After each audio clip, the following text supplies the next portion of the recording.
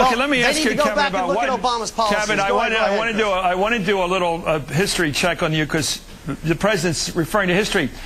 He attacked those who would imitate Senator William Borah of Idaho, who was a Republican isolationist back in the late 30s, who supported whatever, some notion of getting along with Hitler better. Let me ask you, what did Chamberlain do wrong, Neville Chamberlain do wrong in 1939? What did he do wrong? It all goes back to appeasement. No, what did he do? Tell me what he did. It's the key term.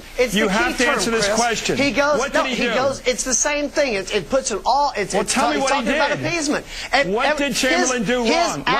His actions enabled, energized, legitimized. It's the exact same. I'm not going to continue with this interview unless you answer what that thing is. What did Chamberlain do in 39? Tell me. Chris, it's the exact same thing. All right? What did he do? What did he do? What, 38, 39, Chris? What year do you want? It doesn't. It's the exact same thing that happened, Chris. What did Chamberlain? He's talking about appeasement. All right. What did Chamberlain do? Just tell me what he did, Kevin. What did Chamberlain do you didn't like? Look. What did he do? What Chamberlain did that what the president was talking about? You just said the president was talking about. You just said the president was talking about Borah. Look, I want you to tell me, Mister, you're making a reference to the days before our involvement in World War II, when the war in Europe began. I want you to tell me now, as an expert, what did Chamberlain do wrong? Look, you're not going to box me in here, Chris. President Bush was making that. I'm glad. You I'm glad the president. Do you? I'm glad that President, what Neville Chamberlain did. With Neville Chamberlain, yeah, he was an appeaser, Chris. He was an appeaser, and it energized and it legitimized.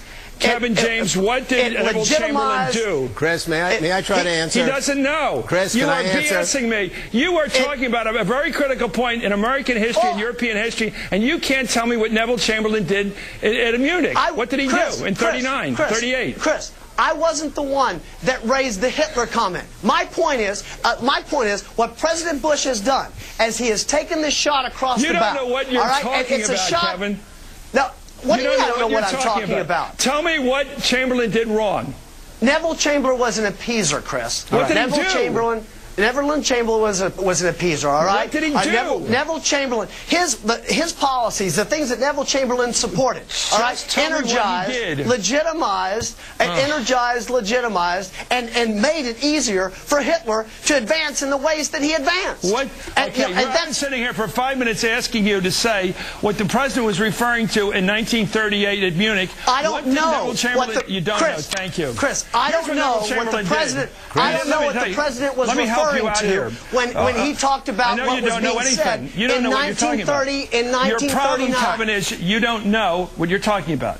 And the problem is you don't understand there's a difference between talking to the enemy and appeasing. What Neville Chamberlain did wrong, most people would say, is not talking to Hitler, but giving him half of Czechoslovakia in 38. That's what he did wrong, not talking to somebody. Chris, appeasement is giving away things to the enemy. But Chris, there's a difference between... I got to go to somebody who knows some history. Mark Green, help him out with some history here. This is pathetic. Kevin, please. This is pathetic. Kevin, you should probably be quiet. What Chamberlain did in Munich.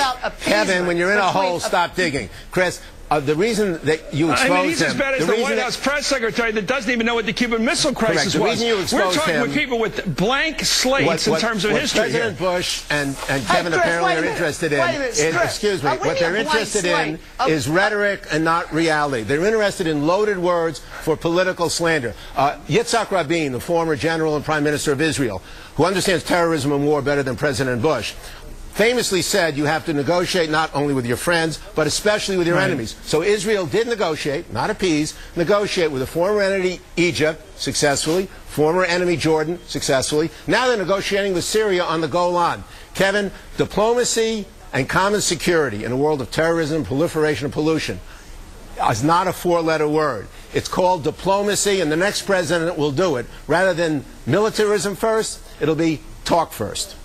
You can't, but you can't talk without talking through strength. All right? What happened to us in 9/11 is because all Bill Clinton did for years was talk while we were attacked. over and over and over again. All right, we were attacked in '93. We were attacked in the coal. We were attacked in with our foreign embassies. And what happened? We ended up with 9/11. All right, and what's concerned? The world is concerned about what George Bush. Read Richard Clark's book, because for 9 months the president at 9/11 was not Clinton; it was Bush, and they did nothing despite all the entreaties of the Clinton people. Watch Pathway to 9/11, Mark. Watch Pathway to 9/11. USS Cole under Bush? I mean, I don't know what we're talking about here. The years, the opportunities that Clinton. I'm talking about the difference. I'm talking about the difference between just appeasing and the difference of talking through strength.